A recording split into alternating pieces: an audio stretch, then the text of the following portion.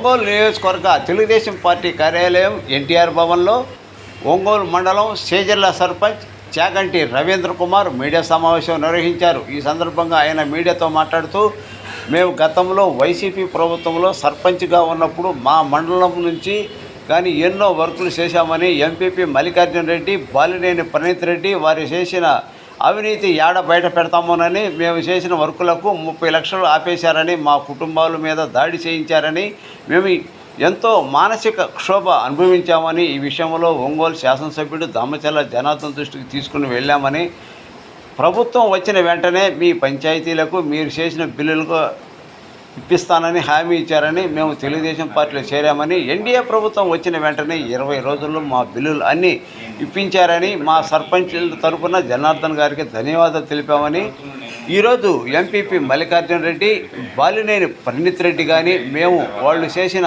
భూకబ్బాలు ఒంగోలు మండలంలో ప్రతి ఒక్క గ్రామాల్లో భూకబ్బాలు చేశారని, ఆధారాలతోటి మీడియా ముందుకు పెడతామని, దమ్ముంటే మీడియా ముందుకు వచ్చి నిరూపించుకోవాలని, ఎంత అవినీతి బయటపడేది జనసేన పార్టీలో చేరడానికి ప్రయత్నిస్తున్నారని, వారి వెంట మా మండలాల్లో ఏ గ్రామాల్లో ఎవరు వెళ్ళడం లేదని, వాళ్ళు జనసేన పార్టీలో చేరినా మేము వేరు వాళ్ళు వేరు అనిగా ఉంటామని, వాళ్ళ అవినీతి బయటకు తీస్తామని, వదిలిపెట్టే ప్రసక్తే లేదని అన్నారు. ఈ మీడియా సమావేశంలో కొప్పోలు ఒంగోలు మండలంలోని నాయకులు పాల్గొన్నారు.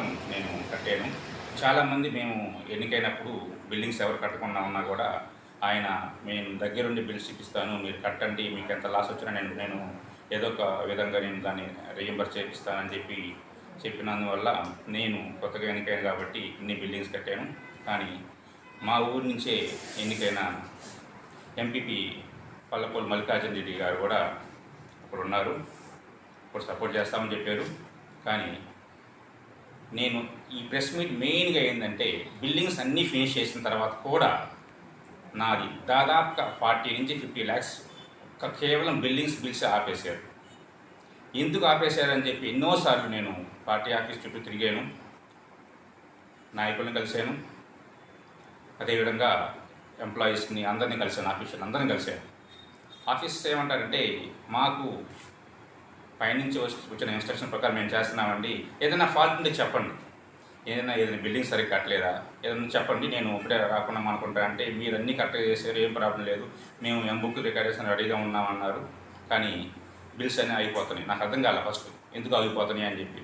తర్వాత ఎలక్షన్ ముందు ఒకసారి గట్టిగా నిలదీస్తే, ఆఫీసర్ నిలదీస్తే, మాకు మల్లికార్జున రెడ్డి ఎంపీపీ గారు ద్వారా ప్రణీత్ రెడ్డి గారు ఫోన్ చేసి, మీ సర్పంచ్ గారు బిల్లు ఏమి చేయొద్దని చెప్పాడు. ఇలా అయితే చేస్తాను అర్థం కాదు అప్పుడు నాకు. నేను తర్వాత ఎంక్వైరీ చేస్తే, స్టార్టింగ్ ఫస్ట్ నేను జాయిన్ అయినప్పటి నుంచి కూడా మీరు ఎంక్వైరీ చేసుకున్నా కూడా ఊళ్ళో జనాలకి ప్రజలకి ఏదైతే అవసరం ఉందో ఆ వర్కులు తప్ప నేను ఏ వర్క్ కూడా ₹1 లాభం తీసుకుని చేసిన వర్కులు ఎక్కడా లేవు. స్టార్టింగ్ నేను వచ్చిన కొత్తలో జగనన్న కాలనీ ఆక్షన్లో టెండర్ వేసి వాళ్ళు పాడుకున్నారు, దాంట్లో అవినీతి జరిగింది. అతను చేసిన అవినీతి నా మెయిన్ తప్పు ఏంటంటే, అతను చేసిన అవినీతి గురించి మొత్తం ఊళ్ళో అందరికీ తెలిసే విధంగా చేయటమే నేను చేసిన ప్రథమ తప్పుగా అతను భావించి, నాకు రాజకీయ అనుభవం లేదు, దాన్ని అతను క్యాష్ చేసుకొని ప్రణీత్ ద్వారా నా బిల్స్ ఆపడం కానీ, నన్ను హరాస్ చేయడం కానీ, నా మానసిక వేదనకి ఎంత ఘోరంగా గురి చేశాడంటే, ఎలక్షన్కి కొన్ని రోజుల ముందు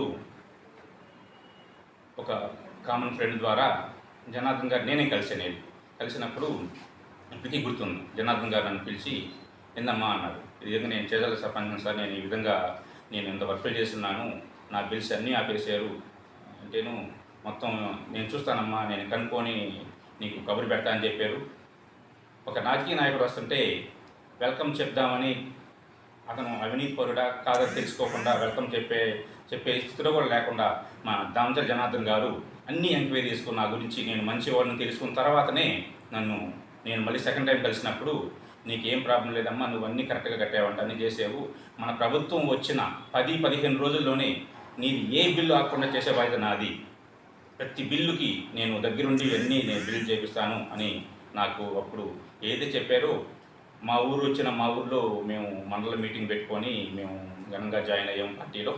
ఆ రోజు జనార్దన్ గారు చేసిన ప్రామిస్ను మన జనార్దన్ గారు ఎమ్మెల్యేగా గెలిచిన తర్వాత వితిన్ 15 రోజుల్లోనే నాకు దాదాపుగా 35 నుంచి 40 లక్షల బిల్స్ అన్నీ కూడా శాంక్షన్ చేయించడమే కాకుండా అమౌంట్స్ కూడా డిస్పర్స్ చేయించాడు. దానికి ఫస్ట్ నేను మా గౌరవ ఎమ్మెల్యే గారైన దామచర్ల జనార్దన్ గారికి మనస్ఫూర్తిగా నేను థ్యాంక్స్ చెప్పుకుంటున్నాను.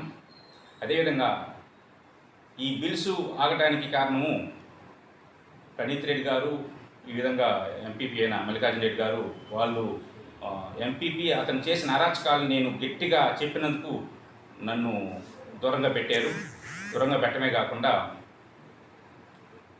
చివరికి మా ఇంట్లో వాళ్ళ మీద కూడా భౌతిక దాడికి పాల్పడే విధంగా కొంతమంది రెచ్చగొట్టారు. ఊళ్ళో లిక్కర్ అమ్ముతుంటే దాన్ని ప్రశ్నించినందుకు అంతకంటే హీనమైన చర్య ఇంకోటి ఉండదని అనుకుంటున్నాను. ఒక మహిళా పోలీసుని అడ్డం పెట్టుకొని మా ఇంట్లో వాళ్ళ మీద భౌతిక దాడి జరిగినప్పుడు కనీసం ఒక ఎస్ఐ గారికైనా సిఐ గారికి నేను ఫోన్ చేసినప్పుడు రెస్పాండ్ కూడా కాకుండా ఆ మహిళా పోలీసు అన్న మాటలు ఇప్పటికీ నాకు గుర్తుంది. మా ఊరు మొత్తం చెప్పారు ఆ మాటలు. అమ్మాయి వచ్చింది, వెళ్ళిపోయింది, పంచాయతీలో తంబేసుకోవాలంట, ఇక్కడ మీ నాన్నగారికి ఏమో విధంగా దెబ్బలు పడిపోయి ఉన్నాడు, అయినా సంబంధం లేదంటే వాళ్ళకి. ఏందమ్మా అని గట్టిగా నిలదీశాను, తిట్టాను కూడా. అయినా సరే నేను ఈ విషయాన్ని అధిష్టానం దృష్టికి తీసుకెళ్ళినా కూడా వాళ్ళు చేసినది ఏమీ లేదు అక్కడ. ఇంకా పైపెచ్చి నాదే తప్పని చెప్పి ఇట్లా అన్నారు. ఇప్పటికీ కూడా యాక్చువల్గా నేను ఇప్పటికీ మా గౌరవ ఎమ్మెల్యే గారైన దామచర్ల జనార్దన్ గారికి ఈ విషయం గురించి ఇప్పటికి చెప్పలేదు. నేను రేపు కొంచెం ఈ ఇష్యూస్ అన్ని సర్దుమణిగిన తర్వాత సార్ని క్లియర్గా దాని మీద ఇన్వెస్టిగేషన్ చేయమని చెప్పేసి బాధ్యులు ఎవరైతే ఖచ్చితంగా శిక్షించాలని చెప్పి నేను కోరుకుంటాను. అది నాకు మా ఎమ్మెల్యే గారి గురించి చూసినప్పుడు ఎలక్షన్ ముందు చూశాను, అంత హడావిడిగా ఉన్నారు. ఎలక్షన్ తర్వాత చూసినప్పుడు నేనే ఆశ్చర్యపోతున్నాను, ఏందా సార్ ఈ విధంగా ఉంటున్నారు అంటే. అంతకుముందు చూసిన గవర్నెన్స్కి ఈ గవర్నెన్స్కి క్వైట్ కాంట్రాస్ట్ అనిపించింది నాకు. సారు మార్నింగ్ ఆఫీస్కి వచ్చి కూర్చుంటే ఈవినింగ్ వరకు వచ్చిన ప్రతి ఒక్కరిని వాళ్ళ సమస్యను విని పరిష్కరించి ఇంకా ఎవరన్నా ఉన్నారమ్మా అని తెలుసుకొని వెళ్తున్నారు. నేను ఆశ్చర్యపోతూ ఉంటాను. ఈ విధంగా గవర్నెన్స్ కానీ, ఈ విధంగా ఇన్విటేషన్ కానీ అక్కడ ఎప్పుడు మాకు దొరకలేదు. ఇది చెప్తున్నాను క్లియర్గా, ఎక్కడ దొరకలేదు అక్కడ. ఈ విధంగా సార్కి నేను ఒకసారి 1-2 సార్లు చెప్పాను. అందుకని మాకు ఏదైనా సరే, మాకు ఎమ్మెల్యే గారైనా, ఎంపీ అయినా, మినిస్టర్ అయినా, ముఖ్యమంత్రి ఏదైనా సరే మా దామచర్ల జనార్దన్ గారే, ఆయన దగ్గరే అని చెప్పుకుంటాము. కానీ ఇప్పుడు ఈ విధంగా అవినీతి పరులైన వాళ్ళు వచ్చి పార్టీలో జాయిన్ అవుతా ఉంటే ఏం చేయాలో అర్థం కావట్లేదు మాకు. మేము ఎంత కష్టపడి ఉన్న క్యాడర్ని కలుపుకొని ఎలక్షన్ చేసామో, కానీ ఇప్పుడు వాళ్ళు వచ్చేసి మధ్యలో దూరి అక్కడ ఏ విధంగా మా ఒంగోలు రూరల్ మండలంలో ఎంపీపీ అనే వ్యక్తి వీళ్ళని అడ్డం పెట్టుకొని గుండాయిపాలెం నుంచి చింతగారిపాలెంలో ఎంపీటీసీ గెలిచాడు యునానిమస్గా. అక్కడి నుంచి కరవలి మీదుగా వలేటివారిపాలెం వరకు అతను చేయని అవినీతి లేదు. ఎన్నో పనులు మండల ఆఫీస్ నుంచి పనులు చేయకుండా బిల్లులు పెట్టించుకున్నాడు. అవన్నీ ప్రూఫ్తో సహా మా దగ్గర ఉన్నాయి, అన్నీ బయట పెడతాము, తొందరలోనే అన్నీ బయట పెడతాము. అసలు ఎందుకు చేయాలి? అప్పుడు నేను సక్రమంగా చేసిన వర్క్స్ కూడా ఊళ్ళో వాళ్ళు ఈ విధంగా వచ్చేసి నన్ను అడుగుతుంటే పంచాయతీలో డబ్బులు లేవు, అయినా కూడా కొన్ని వర్కులు చేస్తున్నాను నేను, ఆటికే డబ్బులు లేక నడుస్తున్నానంటే వాళ్ళందరూ ఎంపీపీని కలిసినప్పుడు ఎంపీపీ అవన్నీ చేయమని చెప్పండి, నేను డబ్బులు ఇప్పిస్తా అని అంటే సరే అని చెప్పి నేను ఎస్సీ కాలనీలో బాగా డ్రైన్స్ ఇబ్బంది ఉంటే తూములు కలవట్లు వేస్తే మండలం నుంచి నాకు శాంక్షన్ ఇస్తానికి దాదాపు 9 నెలలు తీసుకున్నారు. శాంక్షన్ వచ్చిన తర్వాత బిల్లు రిలీజ్ చేయకపోవడమే కాకుండా చెయ్యొద్దు అని చెప్పేసి హుకుం జారీ చేశాడు. అప్పుడున్న ఎంపీడీఓ కానీ వీళ్ళకి. లక్కీగా మొన్న గవర్నమెంట్ వచ్చిన తర్వాత ఆ ఎంపీడీఓ గారే ఈ విధంగా జనార్దన్ సారు మాకు మీ చేతల్లో కానీ ఒంగోలు మండలంలో ఏదైనా బిల్స్ పెండింగ్ ఉంటే అన్నీ క్లియర్ చేయమని చెప్పి మేము అడగక ముందే సార్ చెప్పారు అని చెప్పినప్పుడు మేము సర్పంచులందరం కూడా చాలా హ్యాపీగా ఫీల్ అయ్యాం.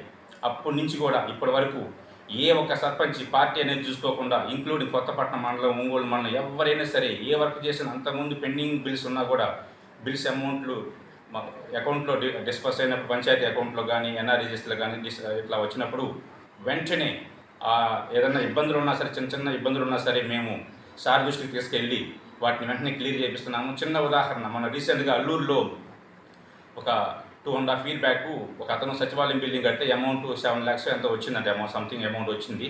దాన్ని సెక్రటరీ ఎవరో వాళ్ళు కొంచెం ఇవ్వకుండా కొంచెం డిలే చేస్తే నేను వెంటనే సార్ దృష్టికి తీసుకెళ్ళి విత్ ఇన్ హాఫ్ డేలోనే వాళ్ళ చెక్ వాళ్ళకి ఇప్పించే విధంగా చేసాము. సారు అంత క్లీన్గా ట్రాన్స్పరెంట్గా ఉన్నప్పుడు మేము అంతే క్లీన్గా ట్రాన్స్పరెంట్గా ఉండాలి. ఆయన పేరుని మేము చెడగొట్టే విధంగా ఉండకూడదని చెప్పేసి మేము ప్రతి ఒక్క సర్పంచ్ని వచ్చిన నాయకులందరినీ కూడా కలుపుకొని ఒంగోలు మండలం కానీ కొత్తపట్నం మండలం కానీ అందరినీ కలుపుకొని పోతున్నాము. కానీ ఈ ఎన్విరాన్మెంట్ని కంప్లీట్గా రూయిన్ చేస్తానికి, డ్యామేజ్ చేస్తానికి వీళ్ళు మళ్ళీ ఈ పార్టీలోకి వస్తున్నారు.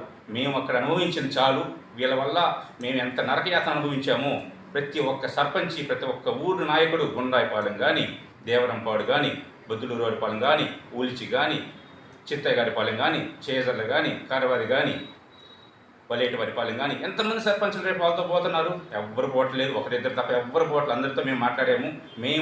మేము అసలు ఆ విధంగా అవినీతి పరుల దగ్గర పోయే వాళ్ళం కాదు. మేము కామ్గానే ఉంటాము, లేకపోతే ఈ పార్టీలోకి వస్తాం తప్ప ఎవరిని కూడా ఈ విధంగా వాళ్ళు చేస్తున్నారు. అదేవిధంగా కొత్తపట్నం మండలంలో కూడా సేమ్ సిచ్యువేషన్ ఉంది. చాలామందికి ఎలక్షన్ అప్పుడు బిల్స్ పెండింగ్ అవ్వడం వల్ల కొంతమంది రాలేకపోతున్నారు. వాళ్ళు కూడా మేము వస్తామని చెప్పి మాకు కొంతమంది క్లియరెన్స్ ఇచ్చారు. అవి కూడా చూసుకుంటాము. కొత్తపట్నం మండలం గురించి పక్కన పెట్టినా సరే, ప్రస్తుతానికి ఒంగోలు ఎంపీపీ అయినా సరే ఈ మల్లికార్జున రెడ్డి వీళ్ళ సపోర్ట్తో ఈ విధంగా పార్టీలోకి వస్తున్నప్పుడు అసలు ఊళ్ళో కాదు కదా, ఒంగోలు మండలం ఎవ్వరు కూడా ఒప్పుకునే పరిస్థితులు లేరు. ఎందుకంటే మా ఊర్లో అతను చేసిన అరాచకాలు కానీ చెప్పుకుంటే చాటబారతం అంత ఉంటాయి. స్టార్టింగ్ జగనన్న హౌస్ కాలనీస్ దగ్గర నుంచి కొన్ని పెన్షన్లు ఊళ్ళో వాళ్ళకి పెట్టిస్తే, మా తరపున పంచాయతీ ఎలక్షన్ పనిచేసిన వాళ్ళు పెట్టిస్తే వాళ్ళ ద్వారా బయోమెట్రిక్ వేయించిన తర్వాత కూడా ఎంపీపీగా ఉండి ఎంపీడీ ఆఫీస్లో పెన్షన్లు కూడా క్యాన్సిల్ చేయించేంత దుస్థితికి దిగజారినాడు. డీకే పొలాల గురించి చెప్పుకుని ఎంత తక్కువ చెప్పుకుని అంత మంచిది. వాళ్ళ బినామీలు వాళ్ళ ఇంట్లో వాళ్ళకి దాదాపుగా 20 నుంచి 25 ఎకరాలు డీకే పొలాలు ఉన్నాయంటే అతిశయోక్తి కాదు. చాలామంది ఉన్నారు కొత్తగా పెళ్ళైన వాళ్ళు కానీ, అంతకుముందు 10 సంవత్సరాల నుంచి 20 సంవత్సరాల నుంచి ఉంటున్న వాళ్ళు కానీ చాలామంది అరెకరం కూడా భూమి లేకుండా ఉన్న వాళ్ళు ఉన్నారు. యాక్చువల్గా డీకే అంటే దాని మీనింగే లేని వాళ్ళకి ఇవ్వటం, అది చేయాలి. ఉన్నోళ్ళు తీసుకున్నారు తప్ప ఇక్కడ లేని వాళ్ళకి ఎవరికి డిస్పర్స్ చేయలేదు అక్కడ. ఈ విధంగా చెప్పుకుంటూ పోతే చాలా ఉన్నాయి. సింపుల్గా చెప్పాలంటే కొన్ని మేము పెట్టిన వర్క్స్ కూడా నేను కొన్ని పర్సనల్గా మన జడ్పీ చైర్మన్ గారు బొచ్చేపల్లి వెంకయ్య గారిని కలిసి ఆ పార్టీలో ఉన్నప్పుడు నేను కొన్ని వర్క్స్ శాంక్షన్ చేయించుకుంటే, ఎగ్జాంపుల్ మా ఊర్లో బావి లేదు, చెరువు పూడికి లేదు. ఆ చెరువు బావి పూడికి ఈయన ఎన్నోసార్లు ఆపితే నేను పర్సనల్గా రిక్వెస్ట్ చేసుకొని ఊరందరూ కొంతమంది వెళ్ళి మాట్లాడుకొని శాంక్షన్ తెచ్చుకుంటే ఆ శాంక్షన్ ఆపేపిస్తాడు. 2 times ఆపేపించాడు. ఇప్పటికీ కూడా దాని బిల్లు రాకుండా చేశాడు. నాకు బిల్లు రాలేదు కాబట్టి నేను ఆ చెరువుని బావిని వాడుకొని చేస్తానంటే నన్ను ఆపేది ఎవరు ఉన్నారు అక్కడ? కానీ ఆ చెరువు నేను పూడికి తీయబట్టే గత 2 years నుంచి ఎండాకాలంలో వర్షాలు పడకపోయినా సరే, ఎంత ఇబ్బంది ఉన్నా సరే, దాంట్లో ఊట వల్ల అందరూ బాగుపడుతున్నారు. నేను చెప్పిన ప్రతి మాటకి కట్టుబడి ఉన్నాను. మీరు ఎవరైనా ఎంక్వైరీ రావచ్చు, ఇంక్లూడింగ్ ఎంపీపీ అయినా సరే రమ్మని చెప్పండి. ఇద్దరం కలిసి ప్రెస్ మీట్ పెడతాము. ప్రణీత్ బాబు వచ్చినా సరే, వాళ్ళు ఎవరిని పంపించినా సరే, ఎంపీపీ వచ్చినా సరే, ఎవరైనా రానివ్వండి. నేను చెప్పిన ప్రతిదీ కూడా ఆన్ రికార్డ్ చెప్తున్నాను. ఏదైనా మిస్టేక్స్ నా మీద యాక్షన్ తీసుకోమని చెప్పండి. ప్రతిదాన్ని నేను కట్టుబడి ఉంటాను. వాళ్ళు చేసిన అరాచకాలు మామూలుగా లేవు. కాబట్టి నేను చెప్పేది ఏంటంటే, వాళ్ళు మా పార్టీలోకి వస్తామంటే వాళ్ళే స్వచ్ఛందంగా రమ్మని చెప్పండి. వచ్చి మా మీద ఉన్న కేసులు మొత్తం కేసుల మీద వాళ్ళే ఎంక్వైరీ చేయమని చెప్పండి. క్లీన్ చీట్ వచ్చిన తర్వాత మేము పార్టీలో జాయిన్ చేసుకుంటాం తప్ప క్లీన్ చీట్ రాకుండా వైసీపీలో చేసినట్టు ఇక్కడ చేస్తే మాత్రం ఎట్టి పరిస్థితుల్లో ఒప్పుకునే ఛాన్సే లేదు. రేపు ఎలక్షన్కి వెళ్తాం, 4 years తర్వాత 5 years తర్వాత ఎలక్షన్కి వెళ్తాం. రేపు వైసీపీ వాళ్ళు ఏమంటారు? ఇదే విధంగా అంటారు వాళ్ళు మమ్మల్ని. ఇదే విధంగా ఇతను వైసీపీలో ఉన్నప్పుడు ఏ విధంగా డ్యామేజ్ చేశాడో, ఒంగోలు మండలంలో ఒక్క విలేజ్ చూపించమని చెప్పండి. పోయిన 2019 కంటే 2024లో ఎక్కువ ఓట్లు వచ్చిన ఒక విలేజ్ చూపించమని చెప్పండి. ఎందుకు రాలేదు? కేవలం వీళ్ళ నిరంకుశ పాలన కారణంగానే ఒక్క ఊర్లో కూడా ఓటు ఎక్స్ట్రా రాలేదు. ప్రతి ఊర్లో ఓటింగ్ తగ్గింది. చెప్పుకుంటారు కదా, మేము అది చేసామని చెప్పుకుంటారు కదా. చెప్పుకున్నప్పుడు రావాలి కదా ఓట్లు, ఎందుకు రాలేదు?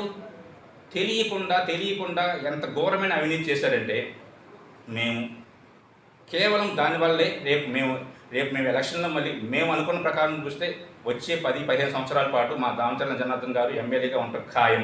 కానీ ఇట్లాంటి వాళ్ళు చేర్చుకోవడం వల్ల డ్యామేజ్ మామూలుగా ఉండదు. వాళ్ళు తెలియకుండానే మనకిందనే చిచ్చు పెట్టే రకాలు వీళ్ళందరూ. ఎట్టి పరిస్థితుల్లో ఒప్పుకునే ఛాన్సే లేదు. వాళ్ళు రమ్మని చెప్పండి. వాళ్ళ మీద వాళ్ళే ఎంక్వైరీ చేసుకోమని చెప్పండి. క్లీన్ చీట్ వచ్చిన తర్వాతనే పార్టీలో జాయిన్ కామని చెప్పండి. ఇప్పుడు ప్రతి ఊరిలో కూడా జన సైనికులు ఉంటారు. ఎవ్వరు కూడా వీళ్ళని స్వాగతించట్లేదు. అట్లన్నప్పుడు ఎట్లా చేర్చుకుంటారు వీళ్ళని? ఎవరు చేర్చుకుంటున్నారు వీళ్ళని? అర్థం కావట్లేదు. సరే, పైన వాళ్ళు మా విషయం మాకు తెలియంది, కానీ ఇక్కడ మేము వాళ్ళతో మింగిల్ అవ్వటం కానీ ఇంపాసిబుల్. అది మేమే కాదు, జన సైనికులు కూడా ఎవ్వరు కూడా మింగిల్ అవ్వట్లేదు. కొప్పోలు తీసుకోమని చెప్పండి. కొప్పోల్లో ఎన్ని అరాచకాలు, ఎంతమంది ల్యాండ్లు ఫోర్జరీ సంతకాలు చేసి దౌర్జన్యంగా ఆక్యుపై చేసుకున్నారు వాళ్ళు. అన్ని విత్ ప్రూఫ్స్తో సహా అన్ని మా దగ్గర ఉన్నాయి. మేము ఇదే తెలియజేస్తాం, అంతే కదా. సబ్మిట్ ప్రతిదీ సబ్మిట్ చేస్తాం మేము. రమ్మని చెప్పండి. దమ్ముంటే ఎంపీపీని కానీ వాళ్ళు ఆన్ రికార్డు ఎంపీపీని కానీ అతను ఎవరి అండ చూసుకొని అయితే ఈ విధంగా రెచ్చిపోతున్నాడు, రమ్మని చెప్పండి. మేము వాళ్ళ పార్టీ ఆఫీస్కి రమ్మన్నా వస్తాం. మేము ఎక్కడికి రమ్మన్నా వస్తాం. కలెక్టర్ ఆఫీస్లో పెట్టమని చెప్పండి, అందరికి న్యూట్రల్గా ఉంటారు. అక్కడే ప్రెస్ మీట్ పెడతాము. మేము తప్పు చేయలేదని చెప్పి వాళ్ళు నిరూపించమని చెప్పండి. మా దగ్గర వాళ్ళు చేసిన తప్పులన్నిటికీ కూడా ప్రతిదీ ఆన్ రికార్డ్ మా దగ్గర ఉంది. అన్నీ నిరూపిస్తాం మేము. నిరూపించిన తర్వాతే ఫర్దర్ యాక్షన్ కోసం మా ఎమ్మెల్యే గారి దగ్గరికి పోతాం. మా ఎమ్మెల్యే గారు ఎంత క్లియర్గా ఉంటారంటే, తప్పు చేసిన వాడు మా పార్టీ వాడైనా సరే ఖచ్చితంగా శిక్ష వేసే విధంగా ఉంటారు. ఈ గత 3-4 నెలల నుంచి నేను అబ్జర్వ్ చేస్తున్నప్పుడు ఎంత ప్లెయిన్గా ఉంటారంటే, వచ్చిన ప్రతి ఒక్కరిని కలవడమే కాకుండా వాళ్ళ సమస్య ఏదైనా సరే ఇమ్మీడియట్గా పరిష్కరించిన తర్వాత రెండోసారి రాకూడదు అనుకుంటా ఉంటారు. అదే కాకుండా ఈ ఎంపీపీ గురించి ఇంకా చెప్పాలంటే, మా ఊర్లో ఇంతకుముందు చెప్పినట్టుగా బావి చెరువు బిల్స్ ఆపేసాడు. చివరికి బరియల్ గ్రౌండ్కి శాంక్షన్ పెట్టిస్తే దాన్ని కూడా 2-3 సార్లు ఆపేసాడు. తాగటానికి నీళ్ళకి వాటర్ లేక ఇబ్బంది పడుతుంటే పానకాలపాలెం ఎస్సీ కాలనీ వాళ్ళు, దానికి మేము టెండర్ వేసుకొని జేజేఎం కింద టెండర్ వేసుకొని పాడుకుంటే దానికి పక్కన కొన్ని ఎక్స్ట్రా ఐటమ్స్ కూడా యాడ్ అయిపోతే 3 ఇయర్స్ నుంచి ఆన్ రికార్డు టెండర్ పిలవనీయకుండా ఆపిన గనుడు 10 లక్షలు టెండర్ పిలిచిన తర్వాత దానికి మైక్రో ఫిల్టర్స్ కోసం 10 లక్షల టెండర్ 3 ఇయర్స్ బ్యాక్ శాంక్షన్ చేస్తే ఇప్పటికీ కూడా టెండర్ పిలవకుండా ఆపిన గనుడు. అందుకంటే ఆయన గురించి మేము ఏం చెప్పుకోవాలి? ఇంకా ఎన్ని రాజకాలు చేశాడు, ఎన్ని బిల్లులు ఆపేసాడు. చూపించమని చెప్పండి. ఒంగోలు మండలం మొత్తం చూపించమని చెప్పండి. ఆ గవర్నమెంట్లో ఎవరైనా బిల్డింగ్స్ కట్టారేమో, ఒక్క బిల్డింగ్ అయినా కట్టి ఓపెనింగ్ అయ్యిందని చెప్పండి. ఒక ఎర్రజల తప్ప ఒక్క బిల్డింగ్ అయినా కట్టి ఓపెన్ అయిందని చెప్పండి. నేను 4 బిల్డింగ్ అన్ని రెడీ టు ఓపెన్ పెట్టించాను. మా నాన్నగారి మీద, మా ఫ్యామిలీ మీద భౌతిక దాడి చేసిన తర్వాత కూడా మనసులో పెట్టుకోకుండా అప్పుడు ఎమ్మెల్యే గారిని పిలిపించేసి మా ఊరు సచివాలయం ఓపెన్ చేసిన ఘనత మాది. అట్లాంటిది నాకు ఈ బిల్స్ క్లియర్గా ప్రణీత్ బాబే డైరెక్ట్గా ఫోన్ చేసి ఆపేపించాలని చెప్పి తెలిసినప్పుడు మేము పడిన మానసిక క్షోభ ఎవరు పడకూడదు. అట్లాంటి రాజకీయ నాయకులు కానీ అట్లాంటి వాళ్ళు అండ చూసుకొని ఈ విధంగా రెచ్చిపోయే నాయకులు కానీ మా పార్టీలోకి వస్తే ఎట్టి పరిస్థితుల్లో ఒప్పుకునే ఛాన్స్ లేదు. కావాలంటే ఎంత దూరమైనా వెళ్తాము. మేము మా ఎమ్మెల్యే గారితో మాట్లాడుకొని ఖచ్చితంగా దీన్ని ఖండిస్తానికి మేము సాయశక్తులా కృషి చేస్తాము. మేము రానియం అంతే. వస్తారు, వస్తే రమ్మని చెప్పండి. ఎట్లా క్లీన్ చీట్ తీసుకొని రమ్మని చెప్పండి. మాకు క్లీన్ చీట్ లేకుండా వస్తే మాత్రం ఎట్టి పరిస్థితుల్లో ఒప్పుకోము. ఇంకా చాలా ఉన్నాయి. కొప్పోల్లో జరిగిన అరాచకాలు కానీ, ఒంగోలు జరిగిన భూ ఆక్రమణలు కానీ అన్నీ మా వాళ్ళ దగ్గర ఉండేవి. అన్నీ సబ్మిట్ చేస్తాము. రమ్మని చెప్పండి. మేము ఇంకా ఇంత క్లియర్గా ఇంతకంటే ఎవరు క్లియర్గా ఉండరు. మేమేం చెప్తున్నాము, నిజాయితీ నిరూపించుకుంటాను. వాళ్ళని రమ్మని చెప్పండి. వాళ్ళు ఏ ప్లేస్ అంటే ఆ ప్లేస్ మేము వస్తాం. కలిసి ప్రెస్ మీట్ పెడతాం. అందరూ విలేకరుల సమస్యలు అందరూ సమస్యలు ప్రెస్ మీట్ పెడతాం. మేము నిరూపించుకోమని చెప్పండి. అప్పుడు పార్టీలోకి మేమే వాళ్ళని స్వాగతిస్తాం. అట్లా కాకుండా ఆ పార్టీని ఏ విధంగా నాశనం చేశారో అందరికీ తెలిసిన తర్వాత కూడా మళ్ళీ ఈ పార్టీలోకి వచ్చేసి నాశనం చేస్తామంటే ఎవరు ఒప్పుకునే వాళ్ళు ఎవరు లేరు. ఇక్కడ 34,000 పైన మెజార్టీ ఒక ఎమ్మెల్యే గారికి ఇచ్చారంటే ఇది మేము అది ఇచ్చేసాము అని చెప్పుకున్న తర్వాత కూడా 34,000 పైచుకు మెజార్టీ ఇచ్చారంటే అంతకంటే ఇంకా మనకి ఎమ్మెల్యే గారి గురించి చెప్పాల్సిన అవసరం లేదు. 2014 నుంచి 19 వరకు ఆయన చేసిన అభివృద్ధి గురించి ఎంత తక్కువ చెప్పుకున్నా అంత మంచిది. 2019 నుంచి 2024 వరకు జరిగిన అభివృద్ధి మీదే కదా మన ఎలక్షన్ జరిగింది. ఎలక్షన్ జరిగినప్పుడు వాళ్ళు ఏం చెప్పారు, మేము ఇంత మెజార్టీ అన్నారు కదా, డిపాజిట్ కూడా లేకుండా పోయారు. ఒంగోలు రూరల్ మండలంలో ఒక్క విలేజ్లో కూడా వాళ్ళకి మెజార్టీ రాలేదు. ఎందుకు రాలేదు? అంతకుముందు వచ్చిందని ఒక్క ఊళ్ళో మెజార్టీ రాలేదు. కేవలం అప్పుడు జనార్దన్ గారు ఇక్కడ పైన చంద్రబాబు గారు అభివృద్ధి వీళ్ళతోనే సాధ్యం అని ప్రజలందరూ కూడా తెలుసుకున్నారు కాబట్టే ఈ విధంగా మెజారిటీ ఇచ్చారు. అట్లాంటి దాన్ని మేము పాడు చేసుకుంటానికి కానీ ఎవరైనా వచ్చి డ్యామేజ్ చేస్తుంటే చేతులు కట్టుకుని కూర్చుంటాను, కానీ ఎవరు కూడా సిద్ధంగా లేరు. ప్రతి నాయకుడు, ప్రతి ఊళ్ళో ఉన్న నాయకుడు కూడా దీని మీద ఖచ్చితంగా పోరాడతాము. ఒకవేళ వాళ్ళు జాయిన్ అయినా కూడా, ఈ విధంగా నిరూపించుకోకుండా జాయిన్ అయినా కూడా ఎట్టి పరిస్థితుల్లో మేము కలిసే ఛాన్సే లేదు వాళ్ళతోటి. వాళ్ళు వేరేగా ఉంటారు, మేము వేరేగా ఉంటాము. కానీ ఎవరైతే మొన్న జనసేన, టీడీపీ, బీజేపీ కూటమికి ఎవరైతే ప్రత్యక్షంగా పరోక్షంగా కష్టపడి పనిచేసి ఓట్లు వేయించారో వాళ్ళందరికీ కూడా మేము తగిన న్యాయం చేస్తానికి అందరూ కూడా రెడీగా ఉన్నారు. మా ఎమ్మెల్యే గారు అయితే మొన్న క్లియర్గా సార్ మ్యాండేట్ క్లియర్గా ఇచ్చారు. అంతకంటే మ్యాండేట్ ఇంకెవ్వరు ఇవ్వాల్సిన అవసరం కూడా లేదు. కాబట్టి మేము చెప్పేది ఏంటంటే వాళ్ళని ఏదో ప్రెస్ మీట్కైనా రమ్మని చెప్పండి నిరూపించుకోవడానికి వాళ్ళు, లేకపోతే ఐడియల్గా ఉండమని చెప్పండి. మా పార్టీలో కానీ ఇట్లా వస్తే మాత్రం మేము ఎట్టి పరిస్థితుల్లో కూడా అట్లా టార్గెట్ చేసే వ్యక్తులను కాము. అది అందుకంటే మేము ఇంకా చాలామంది ఇంకా రమ్మని చెప్పండి. ఈ కొప్పోలు విషయాలు కానీ ఇంకా మా ఊళ్ళో ఇంకా జరిగిన విషయాలు చాలా ఉన్నాయి, చెప్తాము. అన్నీ కూడా విత్ ప్రూఫ్స్తో సహా అన్నీ బయట పెడతాము. థ్యాంక్ యూ అండి.